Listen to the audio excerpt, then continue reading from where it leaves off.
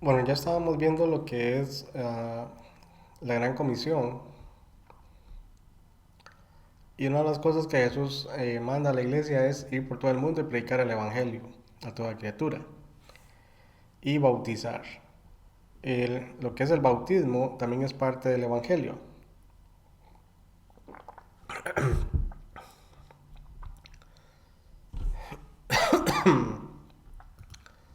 Bueno, ya mencioné un poco aquí en lo que dice Mateo. Perdón.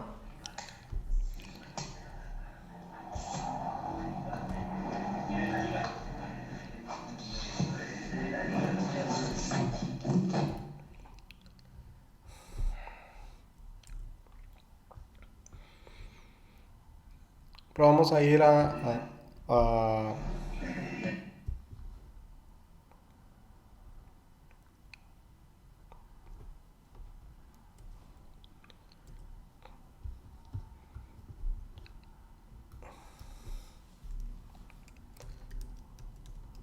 seguir a Hechos.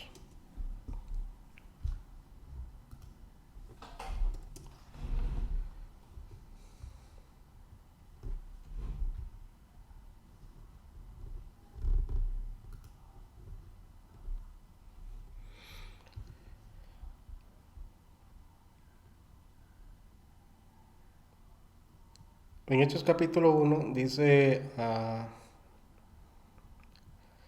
versículo 3 dice, bueno, vamos a ver, en el primer tratado, o Teófilo, hablé acerca de todas las cosas que Jesús comenzó a hacer y a enseñar, hasta el día en que fue recibido arriba, después de haber dado mandamientos por el Espíritu Santo a los apóstoles que había escogido, a quienes también, después de haber padecido, se presentó vivo con muchas pruebas indubitables, que eso ya lo estudiamos, apareciéndoseles durante 40 días y hablándoles acerca del reino de Dios. Entonces vemos que Lucas nos da un detalle importante. Cuando Cristo resucita, lo hace durante un periodo de 40 días.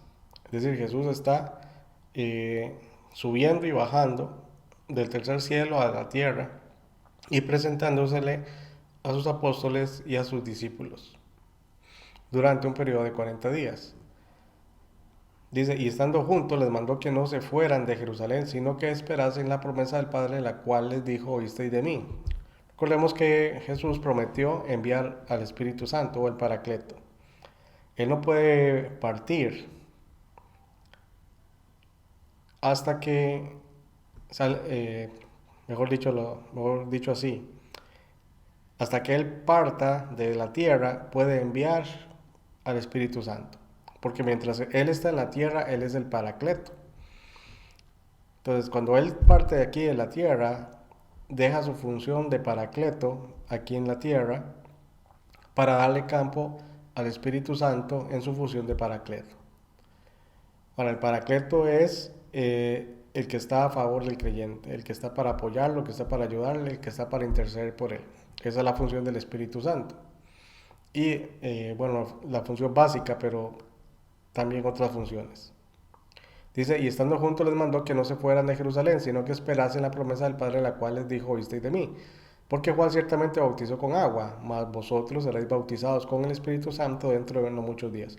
Ahora, cuando dice aquí, más vosotros, ¿quiénes son esos vosotros? O sea, se refiere a la iglesia, es decir, a la iglesia en Jerusalén, o a todos los creyentes o discípulos que eh, formaban la iglesia de Cristo, la iglesia que Jesús edificó durante su ministerio.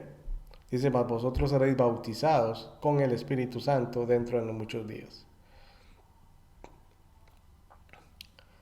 Entonces los que se habían reunido le preguntaron, diciendo, Señor, ¿restaurarás el reino de a Israel en este tiempo? Y noten que esta pregunta es una pregunta válida para cualquier creyente judío, puesto que ellos, al reconocer que Jesús es el Mesías y al haberlo aceptado, de acuerdo a las profecías del Antiguo Testamento, lo que seguiría es el establecimiento del reino mesiánico. Sin embargo, Jesús no vino a establecer un reino visible en su primera venida, sino a establecer su reino en el aspecto espiritual.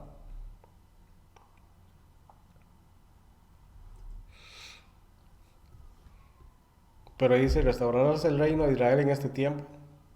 Y les dijo, no os toca a vosotros saber los tiempos o las sazones. Es decir, el cronos o kairos, el tiempo de Dios.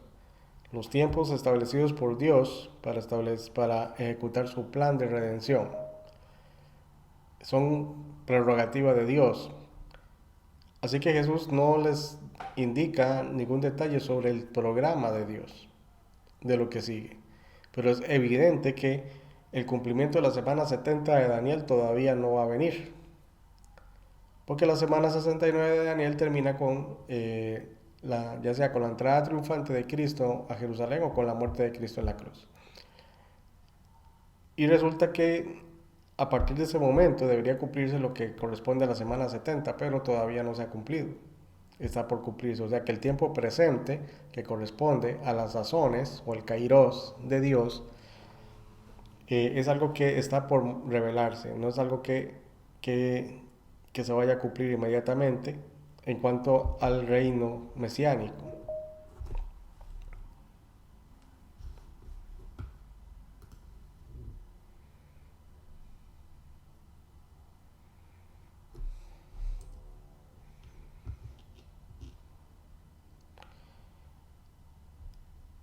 Y aquí Jesús cambia el tema, pero recibiréis poder cuando haya venido sobre vosotros el Espíritu Santo. Entonces recordemos que cuando Jesús aparece por primera vez resucitado a los discípulos, Él sopla y les dice recibid el Espíritu Santo. Entonces ellos reciben al Espíritu Santo, reciben la presencia del Espíritu Santo, pero todavía no han sido investidos de poder.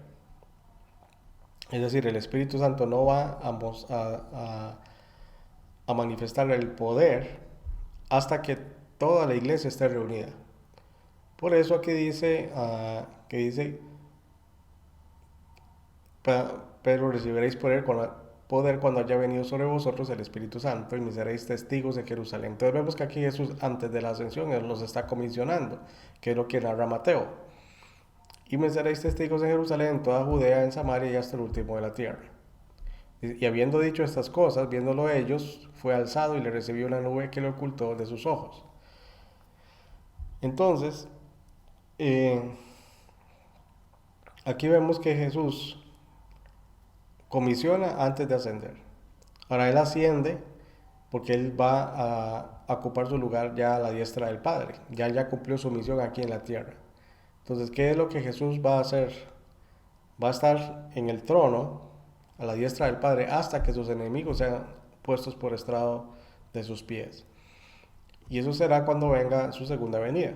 De momento, es el ministerio del Espíritu Santo que se va a ejecutar sobre la tierra a través de la iglesia y a través de los creyentes.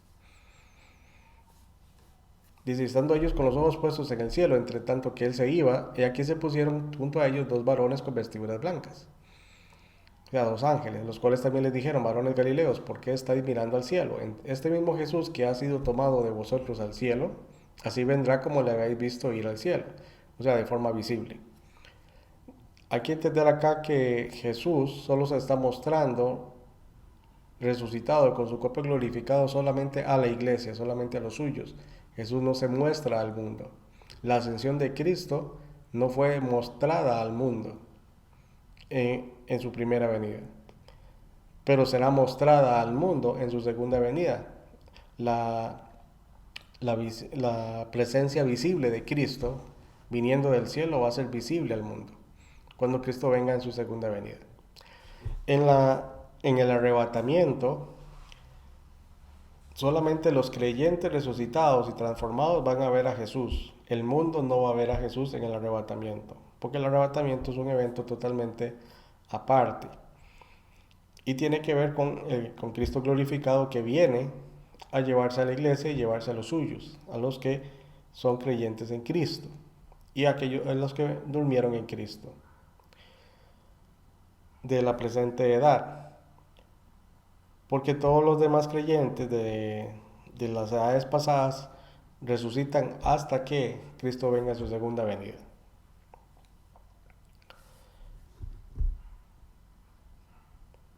Versículo 12. Entonces volvieron a Jerusalén desde el monte que se llama del Olivar. O sea que Jesús asciende del Monte de los Olivos, dice el cual está cerca de Jerusalén, camino de un día de reposo.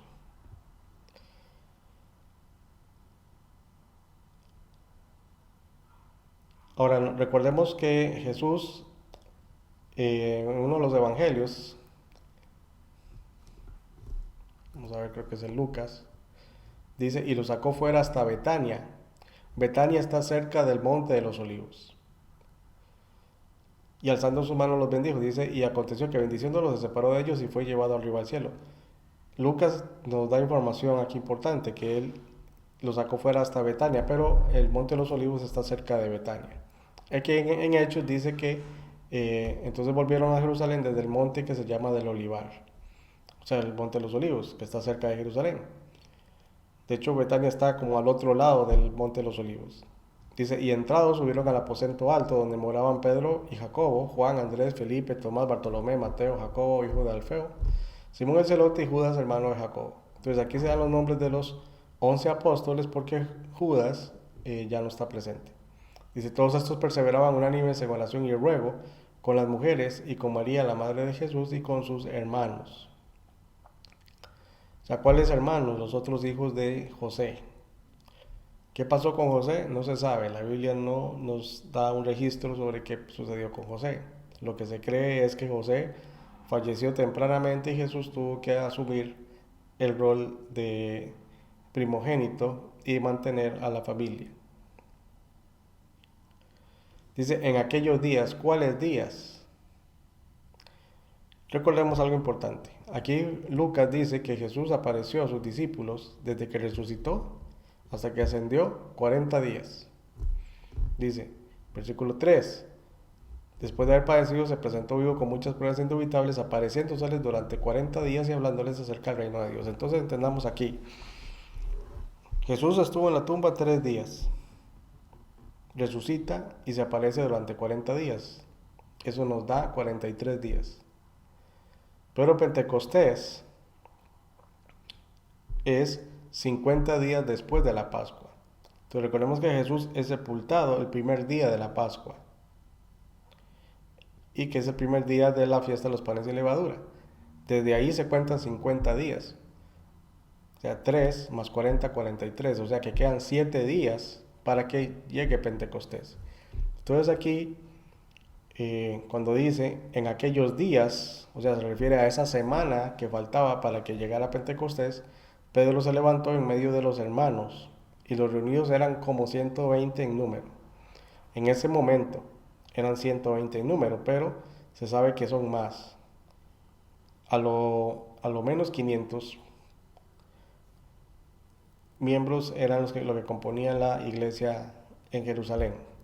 Y dijo, varones hermanos, era necesario que se cumpliese la escritura en que el Espíritu Santo habló antes por boca de David acerca de Judas, que fue guía de los que prendieron a Jesús, y era contado con nosotros y tenía parte en este ministerio.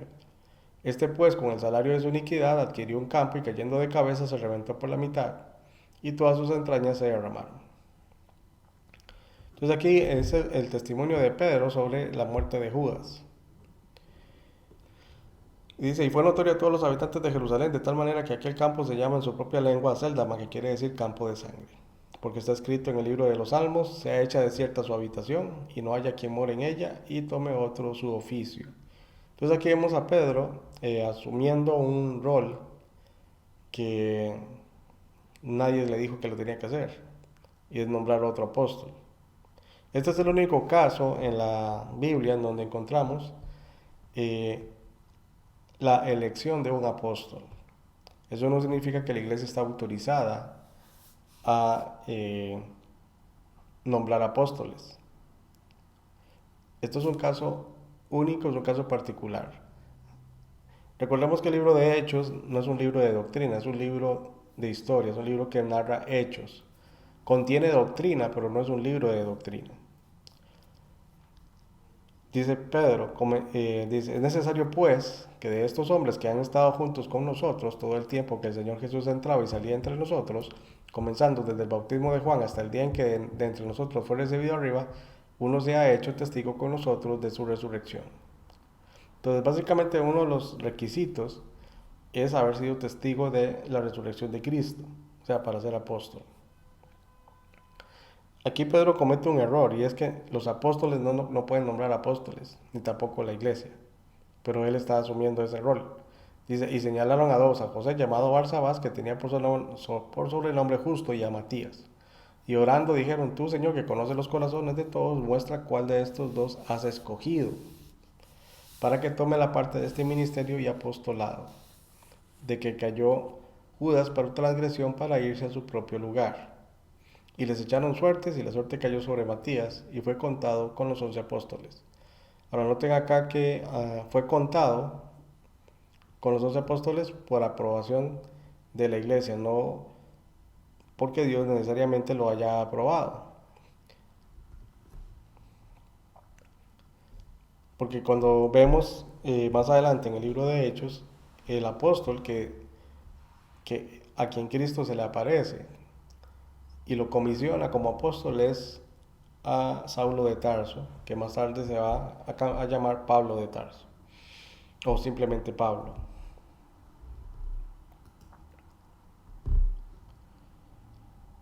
Entonces, esto sucede en el periodo en que Cristo asciende al cielo y el día de Pentecostés. No se dice cuál día, nada más en aquellos días. O sea, en alguno de esos días, de esos 7 días que faltaban, se hace el nombramiento de Matías como apóstol. Luego dice, cuando llegó el día de Pentecostés estaban todos unánimes juntos. Y aquí es interesante, dice, estaban todos unánimes juntos. ¿Quiénes son todos? Bueno, algunos suponen los 120.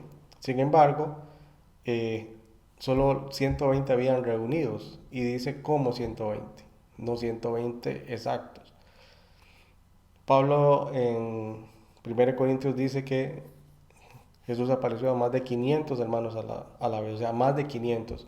Por eso podemos decir que la iglesia, la primera iglesia se conformaba a lo menos de 500, porque habían más de 500. O sea, no eran solo 120. O sea, mínimo 500, pero había más de 500. Y cuando dice aquí que estaban todos unánimes juntos, o sea, estaba toda la iglesia reunida. Y de repente vino del cielo un estruendo como de un viento recio que soplaba. Entonces aquí es interesante porque no hay viento, aquí lo que hay solo es un estruendo. Y de repente vino del cielo un estruendo. ¿Qué es lo que vino del cielo? Un estruendo. Como de un viento recio que soplaba. Entonces esto es un símil. Está haciendo una descripción del estruendo. Hay que recordar que en aquella época no se escuchaban ruidos de estruendos o de explosiones. Pero lo más cercano podría haber sido un trueno. Pero aquí dice que fue un estruendo. O sea que fue algo muy distinto de lo que usualmente se podía escuchar. Dice, el cual llenó toda la casa donde estaban sentados. ¿Qué llenó? El estruendo, o sea, el sonido. Dice, el cual llenó la casa, toda la casa donde estaban sentados. ¿Quiénes? Todos los creyentes que estaban reunidos unánime juntos, o sea, la iglesia. Y dice, y se les aparecieron lenguas repartidas como de fuego, asentándose sobre cada uno de ellos. Entonces, aquí tenemos la descripción de un evento sobrenatural, evento único e irrepetible. ¿Por qué único e irrepetible? Porque no se menciona en Hechos en ningún momento que se volviera a repetir este mismo evento. Hay que entender que aquí esta es la venida del Espíritu Santo sobre la iglesia. Es la promesa del Padre y de Jesucristo que él había mencionado en el capítulo 1 a sus discípulos y que también menciona Juan, de que él va a enviar al Espíritu Santo. Y dice, y se les aparecieron lenguas repartidas como de fuego. O sea, lo que ellos están viendo de manera visible, porque el Espíritu Santo es invisible, entonces esta es una manifestación visible del Espíritu Santo, es es un evento sobrenatural, no es un evento paranormal, sino sobrenatural. Entonces, vemos que estas lenguas, que son como dice aquí, como de fuego, o sea, que es como una llama, pero no era fuego. O sea, lo que quiere decir eh, Lucas es que parecía fuego, pero no era fuego. Entonces, esto es la gloria de Dios, o la Shekinah, que es hecha visible por la presencia del Espíritu Santo. Dice, y fueron todos llenos del Espíritu Santo. Entonces vemos que hay tres cosas acá. Uno, hay un estruendo. Dos, hay una manifestación visible del Espíritu Santo con apariencia semejante al fuego. Y tres, fueron todos. ¿Quiénes son todos? Los creyentes que estaban unánimes juntos y fueron todos llenos del Espíritu Santo y comenzaron a hablar en otras lenguas. Según el Espíritu les daba que hablasen. Entonces, aquí hay algo importante, se confunde lo que es la llenura del Espíritu Santo con el bautismo del Espíritu Santo, o el bautismo con el Espíritu Santo. Hay que entender algo, el Espíritu Santo no bautiza a nadie. Nadie es bautizado por el Espíritu Santo. Somos bautizados con el Espíritu Santo por Jesucristo. Jesucristo es el que bautiza con el Espíritu Santo. Y eso es lo que declara Juan el Bautista con respecto a Jesús. Que él venía bautizando en agua, pero que viene uno que bautizará con el Espíritu Santo. Pero aquí lo que dice aquí es que fueron llenos del Espíritu. ¿Qué es el bautismo con el Espíritu Santo? La venida del Espíritu Santo a la vida del creyente. Ese es el bautismo con el Espíritu Santo. Cuando Jesucristo envía al Espíritu Santo, o el Espíritu Santo viene a la vida del creyente. Cuando éste cree para salvación, ahí viene el Espíritu Santo, se hace presente en la vida de esa persona. Pero en algunos casos se puede dar una llenura parcial o puede darse una llenura total del Espíritu Santo. ¿Pero qué es la llenura del Espíritu Santo? La llenura del Espíritu Santo es cuando el creyente, todo su ser, es rendido al Espíritu Santo. Esa es la llenura. Dice, y fueron todos llenos del Espíritu Santo y comenzaron a hablar en otras lenguas, según el Espíritu les daba que hablasen. Entonces noten acá que es el Espíritu quien está comunicando a través de estos creyentes, a través de otras lenguas. Dice, y comenzaron a hablar en otras lenguas, según el Espíritu les daba que hablasen. ¿Por qué? Bueno, ahí se va a ver más adelante. Dice, moraban entonces en Jerusalén judíos, varones piadosos de todas las naciones bajo el cielo. Evidentemente, todas las naciones bajo el cielo, esto es un hebraísmo porque no estaban todas las naciones bajo el cielo. Se refiere a las naciones conocidas bajo el Imperio Romano. Porque ahí definitivamente no había chinos, ni habían africanos, ni habían indígenas de América, ni había gente de Japón, ni tampoco había gente de Australia, por decir algo. Eran personas que habitaban dentro de las regiones o naciones que habían sido dominadas por el Imperio Romano. Dice, y hecho este estruendo, se juntó la multitud. Entonces aquí se retoma la narración con respecto al estruendo, porque el estruendo llegó y llamó la atención de los que estaban fuera. Dice, se juntó la multitud y estaban confusos porque cada uno les oía hablar en su propia lengua. Y recordemos que aquí es el Espíritu Santo quien está hablando. Los creyentes simplemente están comunicando lo que el Espíritu Santo les estaba dando que hablen. Y estaban atónitos y maravillados diciendo, mirad, ¿no son galileos todos estos que hablan? ¿Cómo pues les oímos nosotros hablar cada uno en nuestra lengua en la que hemos nacido? Entonces vemos acá que esto es una señal de las que menciona Marcos. Ya que Marcos dice en versículo 17, y estas señales seguirán a los que creen, en mi nombre echarán fuera demonios, hablarán nuevas lenguas. Ahora, hay que entender acá que Jesús aquí está hablando en términos imperativos, pero es el absoluto por lo relativo. No significa que absolutamente esas señales siempre se tendrán que cumplir. Se cumplirán solo si y solo si es necesario.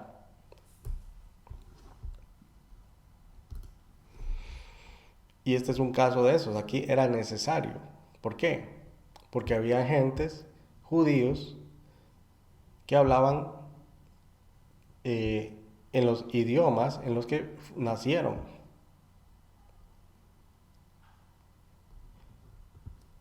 Dice, vea el verso 8, ¿cómo pues les oímos nosotros hablar cada uno en nuestra lengua en la que hemos nacido? Porque estos eran judíos que nacieron fuera de Jerusalén, que no se criaron en Israel, se criaron en otras regiones y obviamente no aprendieron la lengua hebrea, sino que hablaban el griego, hablaban el latín, hablaban cualquier otro idioma de la región en la que habían nacido. Entonces aquí se nombran estos, partos, medos, elamitas, y los que habitamos en Mesopotamia, en Judea, en Capadocia, en el Ponto y en Asia, en Frigia y Panfilia, en Egipto y en las regiones de África más allá de Cirene, y romanos aquí residentes, tanto judíos como prosélitos. Los prosélitos eran gentiles judaizados o que se convirtieron al judaísmo. Cretenses y árabes, dice, les oímos hablar en nuestras lenguas las maravillas de Dios. Entonces, evidentemente, los creyentes que están hablando en lenguas, ellos están hablando las maravillas de Dios. Es el Espíritu Santo hablando a través de ellos. No son ellos hablando con su entendimiento qué es lo que ellos quieren decir, sino que es el Espíritu Santo comunicando las maravillas de Dios. Dice, y estaban todos atónitos y perplejos, diciéndose unos a otros qué quiere decir esto. Y la señal consiste precisamente en eso, en un montón de personas que están hablando diferentes idiomas, pero solamente aquellas personas que entienden ese idioma pueden recibir el mensaje de Dios. Entonces, el propósito de la glosolalia es comunicar el mensaje de Dios a través de un medio sobrenatural. En este caso, el Espíritu Santo da el mensaje en un idioma que la persona no conoce. Entonces ahí es donde está precisamente el hecho sobrenatural.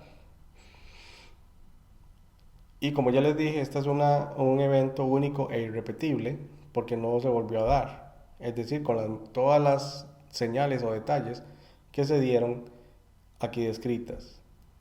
Entonces, el estruendo era para llamar la atención.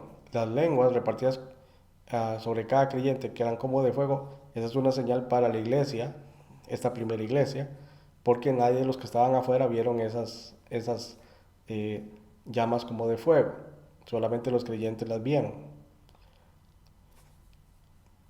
¿Qué recibieron los que estaban afuera? El mensaje dicho en el idioma en el cual ellos habían nacido. O sea, esas personas no eran personas que vivían en Jerusalén, que se habían criado en Jerusalén.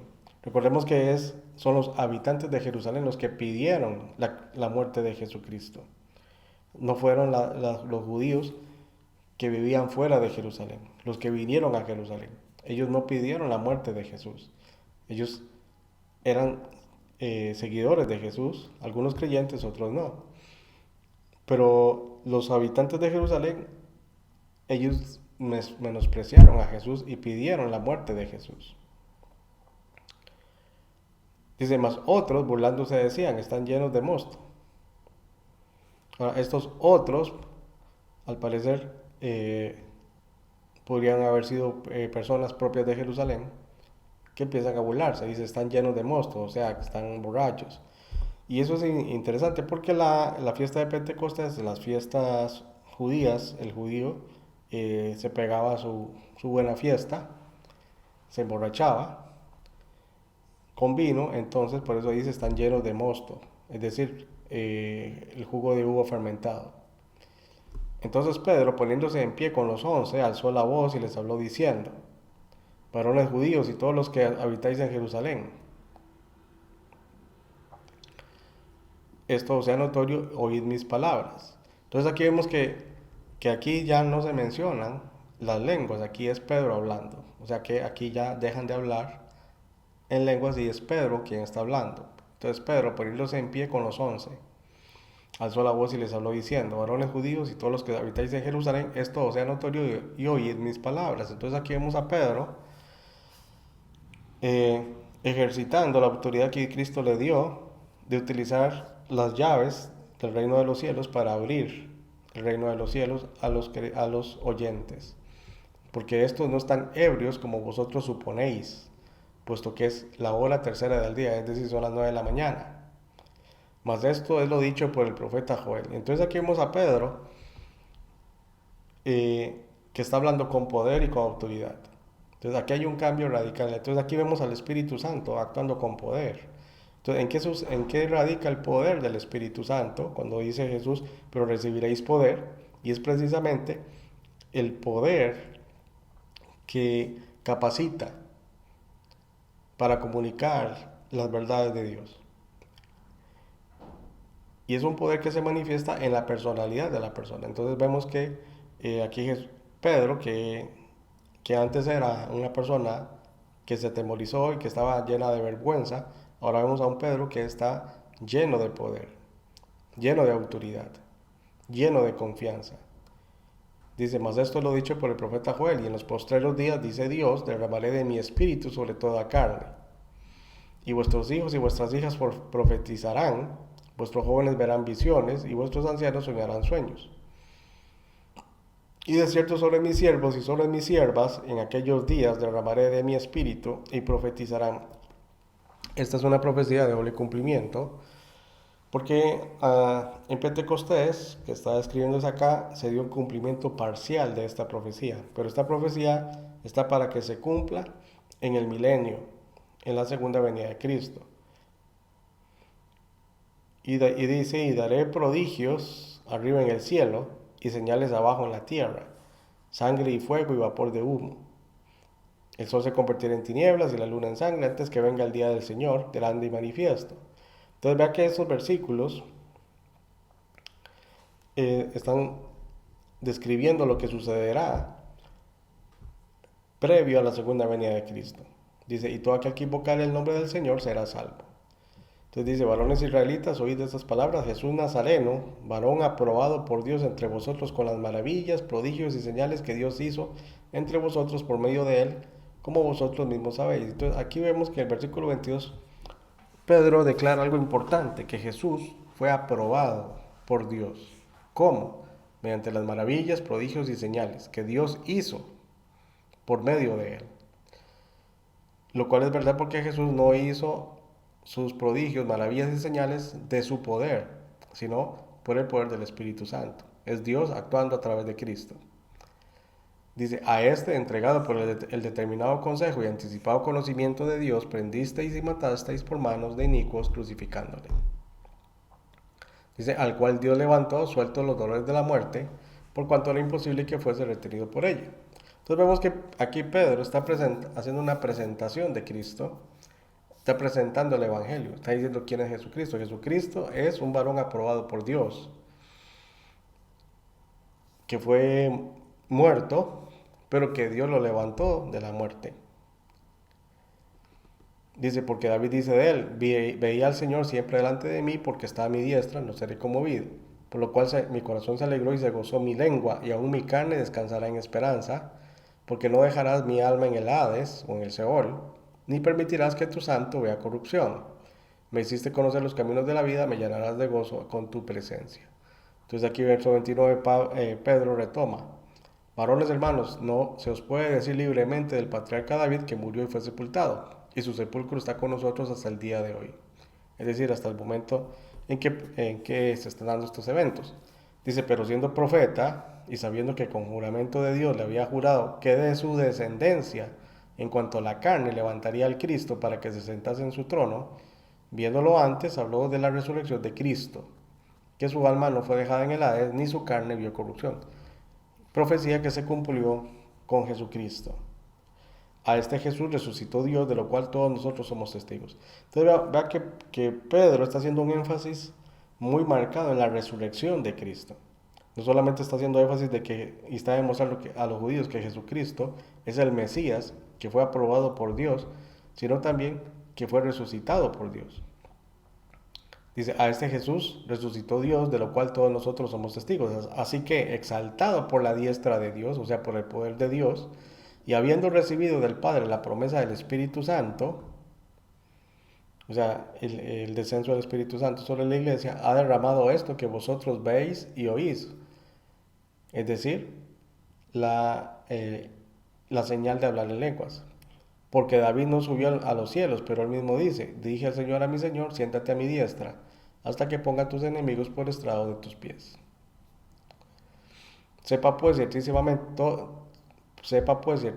toda la casa de Israel que a este Jesús, a quien vosotros crucificasteis, Dios le ha hecho Señor y Cristo. Entonces, entendamos aquí algo. Pedro le está hablando a judíos. Un judío le está hablando a judíos, le está presentando el Evangelio. Y aquí encontramos algo importante. Un gentil no va a convertir a un judío al cristianismo. Un judío que cree en Cristo puede llevar o presentar adecuadamente el Evangelio a otro judío para que éste se convierta a Cristo. Sepa pues ciertísimamente toda la casa de Israel que a este Jesús a quien vosotros crucificasteis, Dios le ha hecho Señor y Cristo. Entonces aquí vemos que Pedro está haciendo una presentación de Cristo. Está demostrando que Jesús fue aprobado por Dios, que Jesús fue muerto, pero por el conocimiento anticipado de Dios, o sea que estaba dentro de la voluntad de Dios, que eso sucediera, que Dios lo levantó de los muertos, o sea que Él lo resucitó, que se cumplió las profecías del Antiguo Testamento sobre la resurrección de Cristo, y además de eso Dios le ha hecho Señor y Cristo, o sea, lo ha declarado Mesías. Al oír esto, se compungieron de corazón y dijeron a Pedro y a los otros apóstoles, varones hermanos, ¿qué haremos? Pero recordemos que estas personas no son oriundos de Jerusalén, son personas que estaban en Jerusalén, pero que habían nacido en otras naciones, en otros lugares, porque están ahí en Jerusalén precisamente porque se está celebrando la fiesta de Pentecostés, por eso están ahí. Por eso es importante las fiestas, porque todo esto se cumplió según el cronograma de Dios ya especificado en las fiestas. Jesucristo cumple la fiesta de la Pascua y la fiesta de los panes sin levadura y también la fiesta de Pentecostés. La fiesta de Pentecostés es la fiesta de las cosechas. Precisamente el día de Pentecostés se recoge esta cosecha. ¿Cuál cosecha? La cosecha de almas. La fiesta de Pentecostés representa la presentación delante de Dios del primer fruto de la tierra. Y este es el primer fruto que viene de la predicación del Evangelio a través de la iglesia. Entonces aquí vemos el cumplimiento tipológico de esta fiesta en cuanto a la obra de Cristo a través del Espíritu Santo y a través de la iglesia. Dice, al oír esto se compungieron de corazón y dijeron a Pedro y a los otros apóstoles, varones hermanos, ¿qué haremos? Porque era algo importantísimo lo que ellos estaban entendiendo, lo que Pedro les estaba diciendo. O sea, ellos mismos entendieron que se hizo algo terrible. Pedro les dijo, arrepentíos y bautícese cada uno de vosotros en el nombre de Jesucristo, o sea, bajo la autoridad de Cristo, para perdón de los pecados, y recibiréis el don del Espíritu Santo. Ahora que este arrepentimiento, este perdón de los pecados no viene de bautizarse, sino viene del arrepentimiento. Recordemos que aquí Pedro está presentando la misma fórmula que presentaba Juan el Bautista. Nadie podía ser bautizado por Juan el Bautista si no daba fruto digno de arrepentimiento. Y aquí Pedro está diciendo lo mismo. Recordemos que Pedro también fue discípulo de Juan y discípulo de Cristo. Entonces, lo primero para recibir el bautismo es el arrepentimiento. ¿Por qué arrepentimiento? Porque ya manifestaron fe, ya aceptaron que Jesucristo o Jesús es el Cristo. Ya entendieron que Jesús es el Cristo. Ahora lo que requieren es el arrepentimiento y luego el bautismo. Arrepentidos y bautícese cada uno de vosotros en el nombre de Jesucristo, o sea, bajo la autoridad de Cristo, que es en el nombre del Padre, el Hijo y el Espíritu Santo. Dice, para perdón de los pecados, y recibiréis el don del Espíritu Santo. Ahora vean que dice aquí, y recibiréis el don del Espíritu Santo. O sea, la promesa del Padre, es decir, la presencia del Espíritu Santo en la persona. No está hablando de dones, está hablando del Espíritu Santo. Y dice, y recibiréis el don del Espíritu Santo, o sea, el regalo del Espíritu Santo. O sea, la promesa que Cristo da debe enviar al Espíritu Santo. Dice, porque para vosotros es la promesa, es decir, para el pueblo de Israel, y para vuestros hijos, y para todos los que están lejos, para cuantos el Señor, nuestro Dios, llamare. Dice, y con otras muchas palabras testificaba y les exhortaba, diciendo, sed salvos de esta perversa generación. Así que los que recibieron su palabra fueron bautizados. Es decir, los que manifestaron fe, los que manifestaron arrepentimiento, fueron bautizados. ¿Por quiénes? Por los miembros de la iglesia que estaban ahí reunidos. Pedro no bautizó a todos, o los apóstoles solos bautizaron a todos. Y se añadieron aquel día como 3,000 personas. ¿A qué se añadieron? A la iglesia. Y perseveraban en la doctrina de los apóstoles, en la comunión unos con otros, en el partimiento del pan, es decir, la cena del Señor, y en las oraciones.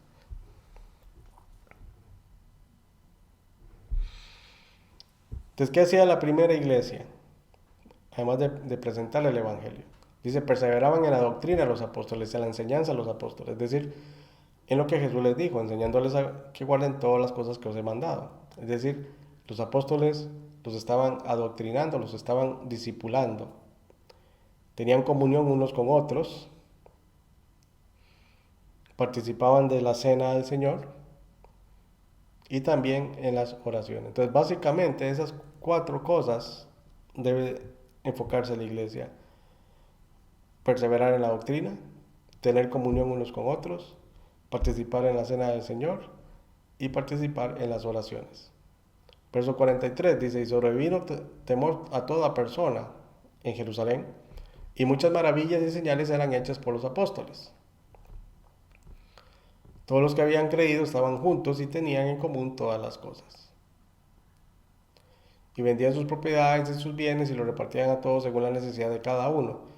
Y perseverando unánimes cada día en el templo, porque recordemos que la primera iglesia no se reunía en templos, no habían templos, el único templo era el templo en Jerusalén, y todos eran judíos. O sea, la iglesia primera era enteramente judía. Dice, y perseverando unánimes cada día en el templo y partiendo el pan en las casas. Vemos que la iglesia se reunía también en casas, no solamente en el templo. Comían juntos con alegría y sencillez de corazón, alabando a Dios y teniendo favor con todo el pueblo. Entonces, esto que vemos acá, que comían juntos con alegría y sencillez de corazón, es la manifestación o la evidencia de la llenura del Espíritu Santo en la vida de esas personas. Porque, ¿cuál es la evidencia de la llenura del Espíritu Santo? El fruto del Espíritu. Entonces, había alegría y sencillez de corazón, había gozo, había alegría, había un espíritu diferente en la vida de esas personas, una actitud diferente. Dice, alabando a Dios y teniendo favor con todo el pueblo, que esa es otra característica de una persona llena del Espíritu Santo, alaba a Dios. Y el Señor añadía cada día a la iglesia los que habían de ser salvos. Entonces vemos quién es el que está trabajando a través de los creyentes, es Dios o el Señor Jesucristo, a través del Espíritu Santo, y añadía cada día a la iglesia los que habían de ser salvos. Entonces, ¿cómo se añadían? Precisamente como ya se describió en el pasaje anterior. Recibían el Evangelio, eran bautizados y eran recibidos en la iglesia. Y luego participaban de la iglesia de la doctrina, la comunión, la cena y las oraciones. No sé si hay alguna pregunta o comentario.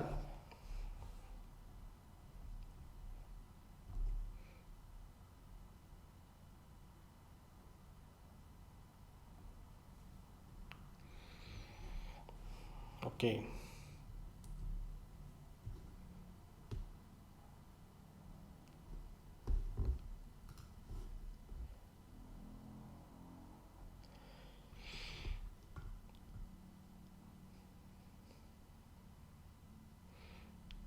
Entonces vamos a continuar con el capítulo 3 de Hechos.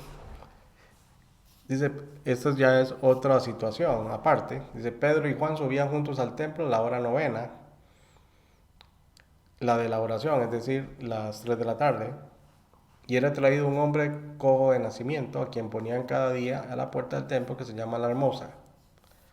O sea, aquí la puerta del templo que se llama la Hermosa, no es que el templo se llama la Hermosa, sino la puerta es la que se llama la Hermosa.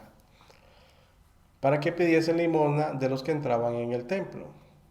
Entonces, ¿cuál templo? Es el templo de Jerusalén. Cuando vio a Pedro y a Juan que iban a entrar en el templo, le rogaba que le diesen limosna. Pedro, con Juan fijando en él los ojos, le dijo: míranos. Entonces él les estuvo atento, esperando recibir de ellos algo. Mas Pedro dijo: no tengo plata ni oro, pero lo que tengo te doy. En el nombre de Jesucristo de Nazaret, levántate y anda. Entonces aquí vemos a Pedro ejerciendo la autoridad que ya Cristo le había dado, la autoridad apostólica, y tomándole por la mano derecha le levantó. Y al momento se le afirmaron los pies y tobillos. Y saltando se puso en pie y anduvo, y entró con ellos en el templo, andando y saltando y alabando a Dios. Entonces vemos acá que este es un milagro que efectúa Dios a través de Pedro. Ahorita vamos a ver que eso es así. Y dice, y le reconocían que era el que se sentaba a pedir limosna a la puerta del templo, la hermosa. Y se llenaron de asombro y espanto por lo que le había sucedido. Entonces aquí vemos que hay otro evento sobrenatural. Y el propósito de esto es confirmar la palabra, tal como Jesús les había dicho a través de Marcos, en el Evangelio de Marcos. Dice: y teniendo asidos a Pedro y a Juan, el cojo que había sido sanado, todo el pueblo atónito concurrió a ellos al pórtico que se llama Salomón. Viendo esto, Pedro respondió al pueblo: varones israelitas, ¿por qué os maravilláis de esto? ¿O por qué ponéis los ojos en nosotros, como si por nuestro poder o piedad hubiésemos hecho andar a este? Entonces aquí Pedro está reconociendo algo: él no tiene poder, ni la piedad de él es suficiente para producir un milagro. Él solamente es un instrumento. Dice: el Dios de Abraham, de Isaac y de Jacob, el Dios de nuestros padres, ha glorificado a su Hijo Jesús. Entonces vea que Pedro aquí está presentando nuevamente a Cristo, está presentando el Evangelio. Dice: ha glorificado a su Hijo Jesús, a quien vosotros entregasteis y negasteis delante de Pilato, cuando éste había resuelto ponerle en libertad. Y vea que aquí Pedro le está hablando a habitantes de Jerusalén. Y les habla bastante fuerte, bastante duro. Dice: mas vosotros negasteis al santo y al justo, es decir, al Mesías, y pedisteis que se os diese un homicida. Y matasteis al autor de la vida, a quien Dios ha resucitado de los muertos, de lo cual nosotros somos testigos. Entonces vea que Pedro hace la presentación de quién es el Hijo de Dios, o sea, Jesús, que es Hijo de Dios, que Él es el santo y el justo, o sea, que Él es el Mesías, que Dios lo levantó de los muertos, o que lo ha resucitado de los muertos, y que Él es el autor de la vida. Entonces vea lo que dice Pedro, verso 16. Y por la fe en su nombre, o sea, por la fe en Jesucristo, a este que vosotros veis y conocéis, le ha confirmado su nombre. O sea, que ha confirmado la autoridad de Cristo, o ha confirmado que precisamente Cristo es el Mesías. Dice: y la fe que es por Él, o sea, en Cristo, ha dado a esta completa sanidad en presencia de todos vosotros. Entonces vea que aquí Pedro, él no está diciendo que por su poder, o por ser apóstol, o por ser piadoso, le ha dado la sanidad a este hombre, sino que es Jesucristo quien le ha dado la sanidad a este hombre. ¿Para qué? Para que ellos pudieran creer y aceptar que Jesucristo realmente es el Mesías. Dice: mas ahora, hermanos, sé que por ignorancia lo habéis hecho, como también vuestros gobernantes. Pero Dios ha cumplido así lo que había antes anunciado por boca de todos sus profetas. Y aquí vemos a Pedro, que entonces va a presentar o a demostrar a Cristo como Mesías, usando la Escritura. Pero Dios ha cumplido así lo que había antes anunciado por boca de todos sus profetas, que su Cristo, o sea, que su Mesías, había de padecer. Así que, arrepentidos y convertidos, para que sean borrados vuestros pecados. Entonces vea que aquí Pedro nuevamente está diciendo, no está diciendo que tienen que bautizarse para que sus pecados sean bautizados, tienen que arrepentirse y convertirse. Entonces, o sea, tienen que volverse a Dios, su corazón tiene que volverse a Dios. Dice: para que sean borrados vuestros pecados, para que vengan de la presencia del Señor tiempos de refrigerio, y Él envía a Jesucristo que os fue antes anunciado. O sea, que Él envíe nuevamente al Mesías para establecer su reino. Dice, a quien de cierto es necesario que el cielo reciba hasta que, o hasta los tiempos de la restauración de todas las cosas. De que habló Dios por boca de sus santos profetas que han sido desde tiempo antiguo. Y nuevamente hace referencia al Antiguo Testamento. Dice, porque Moisés dijo a los padres, el Señor vuestro Dios os levantará profeta de entre vuestros hermanos, como a mí, a él oiréis en todas las cosas que os hable. Entonces aquí está citando lo que dice Moisés, que ese profeta que Dios va a levantar entre los hermanos, o entre sus hermanos, tienen que oírlo como si fuera Moisés mismo. Y está hablando del Mesías, está hablando de Jesús. Dice, y toda alma que no oiga a aquel profeta será desarraigada del pueblo. Y aquí Pedro le está hablando en términos hebreos, en términos judíos, en términos de la ley. Y todos los profetas desde Samuel en adelante, cuantos han hablado, también han anunciado estos días. Vosotros sois los hijos de los profetas y del pacto que Dios hizo con nuestros padres, diciendo a Abraham, en tus simientes serán benditas todas las familias de la tierra. A vosotros primeramente Dios, habiendo levantado a su Hijo, lo envió para que os bendijese, a fin de que cada uno se convirtiera o se convierta de su maldad. Entonces vea que Pedro en su predicación siempre presenta a Cristo como el Hijo de Dios, que ha sido autorizado por el Padre, o que el Padre ha demostrado que Él es el Mesías, que él ha resucitado, y que el Antiguo Testamento anunciaba que Cristo tenía que padecer y ser resucitado. Entonces, ¿qué le queda al israelita? Creer, no solamente por el testimonio que está dando Pedro, sino por la demostración del poder de Dios mismo y también por el testimonio de las Escrituras. Pero vemos que el hecho de que se manifieste este milagro fue una cuestión que Dios consideró necesaria para confirmar el mensaje. Porque recordemos que el judío siempre busca señales. Entonces, como el judío pide señales y busca señales, por eso está la señal de las lenguas que se dio en Pentecostés, y ahora se da esta otra señal con esta sanidad que hace Dios a través de Pedro con este cojo, de manera que el judío entonces no puede negar la autoridad de esa palabra, ese testimonio que realmente viene de Dios. Y esto lo vemos repitiéndose en varias ocasiones en el libro de Hechos. Y es básicamente el esquema que utiliza el libro de Hechos. Y así es como debe operar la iglesia también. Entonces, a raíz de esta situación, pues siempre no va a faltar la oposición. La oposición de aquellos que no están de acuerdo con el Evangelio. Dice, hablando ellos al pueblo, vinieron sobre ellos los sacerdotes con el jefe de la guardia del templo y los saduceos. Entonces aquí encontramos a los sacerdotes, a los saduceos, dice, resentidos de que enseñasen al pueblo y anunciasen en Jesús la resurrección de entre los muertos. Recordemos que los saduceos no creían en la resurrección de los muertos. Dice, y les echaron mano y los pusieron en la cárcel hasta el día siguiente porque era ya tarde. O sea que ya era de noche. Pero muchos de los que habían oído la palabra creyeron. Vean que aquí en ese momento nadie ha sido bautizado, pero habían oído la palabra y los que habían oído la palabra, muchos creyeron. Y el número de los varones era como 5,000. O sea, de todos los que escucharon lo que Pedro dijo, por lo menos 5,000 varones creyeron.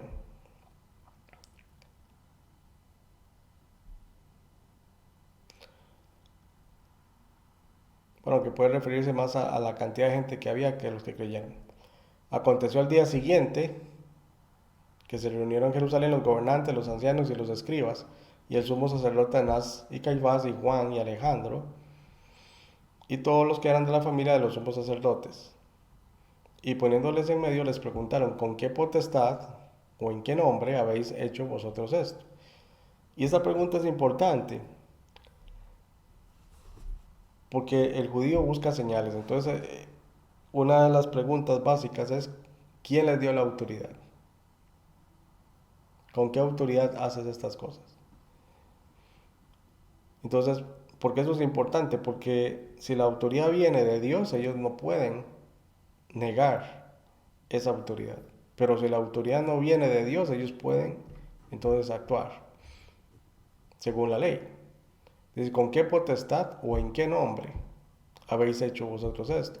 Entonces Pedro, lleno del Espíritu Santo. Vea que aquí se dice que Pedro estaba lleno del Espíritu Santo. O sea, la llenura del Espíritu Santo se puede manifestar en los momentos necesarios para dar testimonio. Les digo, gobernantes del pueblo y ancianos de Israel, puesto que hoy se nos interroga acerca del beneficio hecho a un hombre enfermo, de qué manera éste haya sido sanado, sea notorio a todos vosotros y a todo el pueblo de Israel que en el nombre de Jesucristo de Nazaret, ahí está la respuesta a la pregunta, ¿en qué nombre bajo qué autoridad? En el nombre de Jesucristo de Nazaret, o en otras palabras, bajo la autoridad de Jesucristo de Nazaret.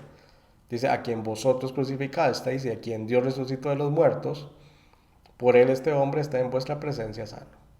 Entonces vea que no es Pedro el que lo sanó, sino que fue Jesucristo a través de Pedro, o el Espíritu Santo a través de Pedro. Dice, por él, este hombre está en vuestra presencia sano. Este Jesús es la piedra reprobada por vosotros los edificadores, de la cual ha venido a ser cabeza del ángulo. Y vea que Pedro también les está hablando muy duro, está hablando bastante fuerte, a pesar de que ellos son las autoridades civiles. Y en ningún otro hay salvación, porque no hay otro nombre bajo el cielo, o sea, no hay otro bajo cuya autoridad debajo del cielo se pueda una persona salvarse. Dice, porque no hay otro nombre bajo el cielo o autoridad bajo el cielo dado a los hombres en que podamos ser salvos. O sea, solamente en Jesucristo o en el nombre de Jesucristo podemos ser salvos. Entonces, viendo el denuedo de Pedro y de Juan y sabiendo que eran hombres sin letras y del vulgo, se maravillaban y les reconocían que habían estado con Jesús, porque hay algo que sí reconocían, es que Jesús sí era un maestro de Israel o un rabino. Y viendo al hombre que había sido sanado, porque al cojo también lo metieron a la cárcel junto con ellos, que estaba en pie con ellos, no podía decir nada en contra. Por eso es importante la señal y la presentación de la palabra que dijo Pedro, porque entonces no pueden negar, el judío no puede negar que verdaderamente lo que se está haciendo, lo que está sucediendo viene de Dios, aunque no lo acepte, pero no lo puede negar. Lo mismo pasó con Jesucristo, no pudieron negar muchas de las cosas que hizo Jesús, sin embargo no creyeron en Jesús como Mesías.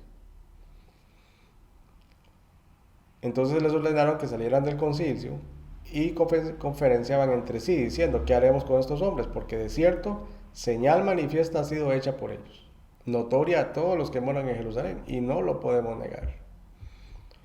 Sin embargo, para que no se divulgue más entre el pueblo, amenacémosles para que no hablen de aquí en adelante a hombre alguno en este nombre, o sea, bajo la autoridad de Cristo. Y llamándolos les intimaron que en ninguna manera hablasen ni enseñasen en el nombre de Jesús. Mas Pedro y Juan respondieron diciéndoles, juzgad si es justo delante de Dios obedecer a vosotros antes que a Dios, porque no podemos dejar de decir lo que hemos visto y oído. Ellos entonces les amenazaron y les soltaron, no yendo ningún modo de castigarles por causa del pueblo, porque todos glorificaban a Dios por lo que se había hecho, ya que el hombre en que se había hecho este milagro de sanidad tenía más de 40 años. Entonces ve aquí que Lucas declara que fue un milagro de sanidad que se efectuó sobre el cojo y fue hecho por el Señor. Dice, y puestos en libertad, vinieron a los suyos y contaron todo lo que los principales sacerdotes y los ancianos les habían dicho. Y ellos, habiéndolo oído, alzaron unánime la voz a Dios y dijeron, soberano Señor, tú eres el Dios que hiciste el cielo y la tierra, el mar y todo lo que en ellos hay. Que por boca de David tu siervo dijiste, ¿por qué se amotinan las gentes y los pueblos piensan cosas vanas? Se reunieron los reyes de la tierra y los príncipes se juntaron en uno contra el Señor y contra su Cristo o su ungido. porque verdaderamente se unieron en esta ciudad contra tu santo Hijo Jesús, a quien ungiste, Herodes y Poncio Pilato, con los gentiles y el pueblo de Israel, para hacer cuanto tu mano y tu consejo habían antes determinado que sucediera. Y ahora, Señor, mira sus amenazas y concede a tus siervos que con todo denuedo, o sea, con todo valor, con toda buena disposición, hablen tu palabra, mientras extiendes tu mano para que se hagan sanidades y señales y prodigios mediante el nombre de tu santo Hijo Jesús. Entonces vea que la petición de Pedro acá es no solamente que ellos tengan el poder para hablar la palabra, sino que también esa palabra sea confirmada mediante el nombre de Jesucristo por sanidades y señales y prodigios. ¿Por qué hacen esas peticiones? Porque ellos les están hablando a judíos y los judíos no van a recibir un testimonio si no hay sanidades, señales y prodigios. Por eso Jesús hizo tantas sanidades, señales y prodigios, porque los judíos esperan eso. Y para confirmar realmente que Jesús era el Mesías. Dice, cuando hubieron orado, el lugar en que estaban congregados tembló, y todos fueron llenos del Espíritu Santo y hablaban con de nuevo la palabra de Dios. Y noten aquí que fueron llenos del Espíritu Santo. O sea, cuando Pedro estaba hablando con las autoridades, fue lleno del Espíritu Santo. Entonces vemos que la llenura del Espíritu Santo es el momento en que se hace necesario que ese poder se manifieste, el poder del Espíritu Santo. Pero no, en este caso, ni para hacer milagros ni señales, sino para hablar la palabra de Dios. Entonces, la principal función de la llenura del Espíritu Santo es proclamar la palabra de Dios, pero esa palabra de Dios en este caso está siendo confirmada por señales y prodigios. Sí, se hace necesario, y en este caso se hace necesario porque hay judíos presentes. Dice, la multitud de los que habían creído era de un corazón y un alma, y ninguno decía ser suyo propio nada de lo que poseía, sino que tenían todas las cosas en común. Dice, y con gran poder los apóstoles daban testimonio de la resurrección del Señor Jesús, y abundante gracia era sobre todos ellos. Entonces vemos que lo importante del Evangelio, y una de las cosas que hace énfasis, es demostrar que Jesucristo es el Mesías, o afirmar que Jesucristo es el Mesías, y que Dios lo levantó de los muertos, o sea que Él resucitó. Y que por lo tanto se hace necesario no solamente recibirlo como Mesías, como el Hijo de Dios, sino también arrepentirse para recibir perdón de pecados y bautizarse.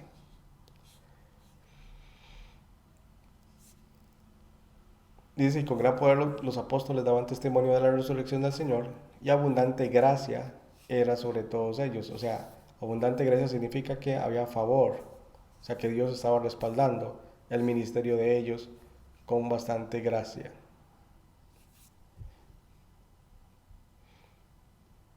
Ok, no sé si hay alguna pregunta o comentario.